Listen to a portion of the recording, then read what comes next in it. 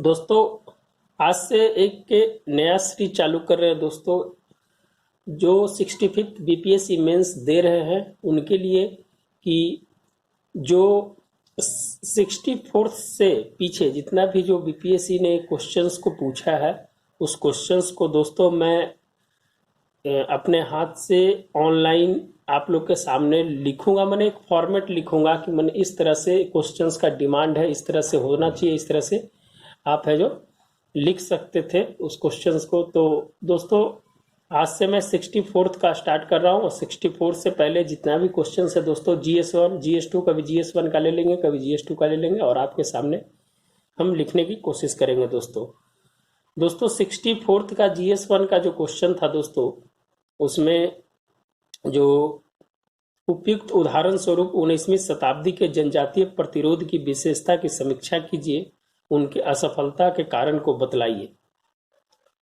तो इसमें दोस्तों आपको जो लिखना चाहिए था, जनजातीय आंदोलन में लोग जब पढ़ के जाते थे तो सिर्फ या तो बिरसा को पढ़ जाते थे या मुंडा को पढ़ जाते थे, तो या तो एक ही पढ़ते थे। प्रॉब्लम यही था कि कोई एक पढ़ के गया, या तो बिरसा पूछेगा या मुंडा पूछेगा। दोस्तों, अब निश्चित रूप से क्वेश्चंस का जो पैटर्न है अब है जो स्टैटिक नहीं रहा है, डायनेमिक रहा है। तो अपने आप को बदलने की भी कोशिश कीजिए, लिखने की कोशिश कीजिए उस तरह से जिस तरह से क्वेश्चन सब पूछे जा रहे हैं।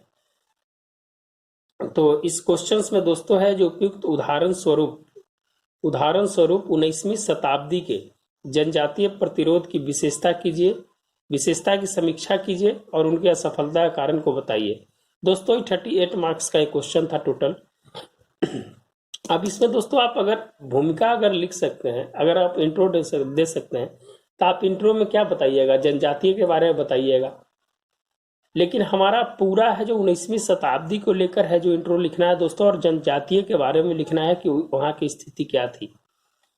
तो आपको अगर दोस्तों इस तरह की जो भूमिका लिखना है, तो भूमिका में अगर आप जब स्टार्ट करते हैं तो हमेशा अकॉर्डिंग टू क्वेश्चन चला कीजिए दोस्तों, अकॉर्डिंग टू क्वेश्चन। फर्स्ट बात है कि जो क्वेश्चंस पूछे जा रहे हैं या तो उसी को साथ में लेकर चलिए या कुछ डेटा के साथ चलिए। और स्टार्टिंग में है जो आप किसी का नाम नहीं लीजिए, या नाम लीजिए तो पूरा नाम लीजिए। जैसे मान लीजिए कि अगर किसी का नाम ले रहे हैं जवाहरलाल नेहरू, तो पूरा नाम लीजिए पंडित जवाहरलाल नेहरू का, है कि वहां से एक आपका इंप्रेशन सही बनता है दोस्तों। JL नेहरू मत लिख दीजिए, फिर बाद में उसको है जो आप है जो JL नेहरू बाद में उसको आप कोट कर सकते हैं। तो इसमें आप दोस्तों जब जनजातीय प्रतिरोध की विशेषता के बारे में क्वेश्चन पूछा, उसकी समीक्षा करना है, तो दोस्तों हम 19वीं शताब्दी को ही पूरा लेकर चलेंगे। हम स्टार्ट करेंगे वहां से जहां से जनजातीय प्रतिरोध की स्टार्ट हुई थी। तो आप ऐसा लिख सकते हैं दोस्तों कि जो जनजातीय आंदोलन का जो प्रारंभ है जो 1765 में 3 क्षेत्र में, सबसे पहले बंगाल, बिहार और उड़ीसा के क्षेत्रों में दोस्तों शाह आलम द्वितीय का प्रवेश होता है दोस्तों। यहाँ पर शाह आलम द्वितीय का प्रवेश 1765 में होता है, और इसकी स्थिति के माध्यम को समझने के लिए अंग्रेज है जो वहाँ अपनी दीवानी प्राप्त करने के माध्यम से अपनी जड़ें जमा लेता है, अपनी है जो पैठ को जमा लेता है। तो वहां से है कि अपना स्थिति जो बनती है वो है जो जनजातीय प्रतिरोध का जो उत्पन्न स्थिति होता है वो आपका वहीं से स्टार्ट होता है। तो आप लिख सकते हैं इसमें कि जनजातीय आंदोलन को समझने के लिए सर्वप्रथम शाह आलम द्वितीय द्वारा 1765 में बंगाल, बिहार, उड़ीसा के क्षेत्रों में प्रवेश किए, और प्रवेश करने के पश्चात वह अंग्रेजों ने अपनी दीवानी प्राप्त करने के माध्यम से वहां अपने जड़ें मजबूत की और जनजातियों को एक 2 दर्जे की स्थिति में पहुंचा दिया, जिसकी स्थिति है जो आज 19वीं शताब्दी तक है जो वो गहरा होते चला गया और उसकी जड़ें है जो ज्यादा मजबूत हो गई। तो इस तरह से एक सिंपल है जो आप है जो एक इंट्रोडक्शन दीजिएगा। आप है जो ऐसा इंट्रोडक्शन दीजिए कि जो एग्जामिनर है वहीं से पकड़ ले कि आपका कॉपी में क्या लिखा जाना चाहिए आगे।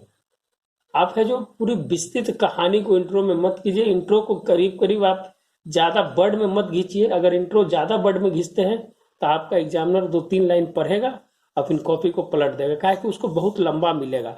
उसको लिखा हुआ अगर बहुत लंबा मिला इंट्रोडक्शन, तो दोस्तों यहाँ ही पढ़ेगा और ये पार्ट आपका छूट जाएगा और पेज को पलट देगा। तो इसीलिए अपना अट्रैक्टिव बनाने के लिए, अपना आंसर को अट्रैक्टिव बनाने के लिए इंट्रो का पार्ट है जो आप 4 से 5 लाइन में ही खत्म कर दीजिए। इंट्रो पार्ट फर्स्ट पार्ट है जो 4 से 5 लाइन में खत्म कर दीजिए। जितना बोले उतना ही आप लिख देते तो काम आपका चल जाता। नहीं तो अपने स्तर से भी बना सकते हैं, ऐसा कोई बहुत बड़ी बात नहीं है कि इंट्रोडक्शंस का पार्ट है जो, लेकिन अकॉर्डिंग टू क्वेश्चन चलना होगा पहले इंट्रो में लिखने के लिए। दूसरी बात है दोस्तों कि जब इंट्रो लिखे तो उसके बाद बॉडी पार्ट में आइए। तो हमारा 19वीं शताब्दी की पूरी कहानी बता दिया, 19वीं शताब्दी के जनजातीय प्रतिरोध।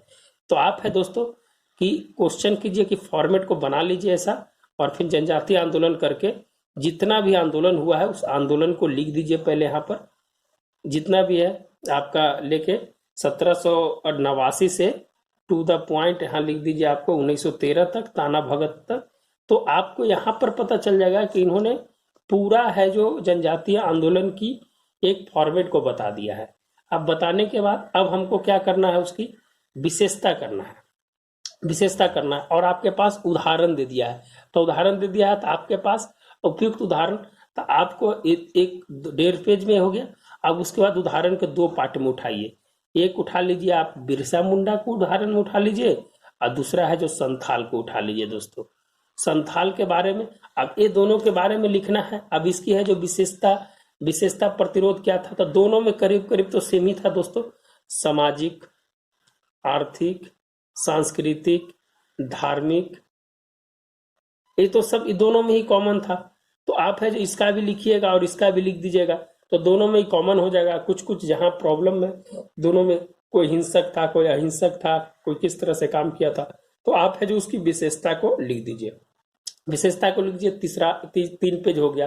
और 3 पेज लिखने के बाद असफलता, असफलता तो जानते हैं कि दोनों का कॉमन था।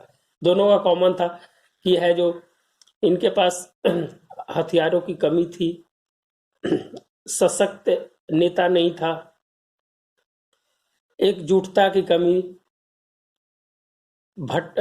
थी, फिर है जो एक जो सशक्त नेता के रूप में बोल दिया, एकजुटता की कमी थी।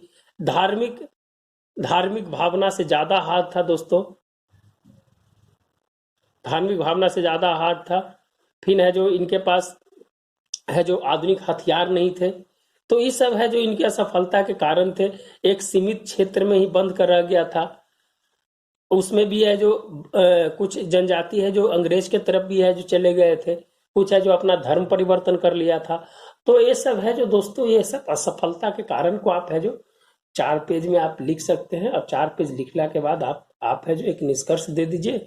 निष्कर्ष है जो पॉजिटिव दे दीजिए कि कारण क्या था, और कारण को देते हुए अपना एक विजन दे सकते हैं कि अगर सशक्त और सुगठित अगर संगठन होता तो जनजातीय आंदोलन का प्रतिरोध इतना लंबा नहीं चलता।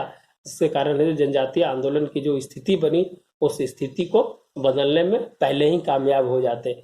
और इसको है जो अपराष्ट्रीय आंदोलन से भी जोड़ सकते हैं। फिर राष्ट्रीय आंदोलन में प्रेरित हुआ, फिर गांधी जी का कुछ सहयोग है उसको आप जोड़ सकते हैं। जो लास्ट में ताना भगत है, ताना भगत की जो स्थिति है जो गांधी जी को जोड़े, तो उसमें है दोस्तों कि आप लिख सकते हैं। तो इंट्रो पार्ट छोटा, बॉडी पार्ट, जो बॉडी पार्ट में जो बोल रहा है समीक्षा कीजिए, और उसके बाद उसके असफलता के कारण बताने के बाद दोस्तों आपका एक क्वेश्चंस का करीब करीब कोर है जो पूरा हो जाता है। और अपने स्तर से भी लिख सकते हैं। ये मेरा अपना विश्लेषण है दोस्तों। इस विश्लेषण को हम है जो एक छोटा डेली एक क्वेश्चंस के रूप में हम करेंगे प्रत्येक क्वेश्चंस को। और उससे है जो आप है जो अगर आपको सहयोग होता है तो आप है जो सहयोग इससे लीजिए, और अगर कुछ और सजेशन देना है तो सजेशन दे दीजिए।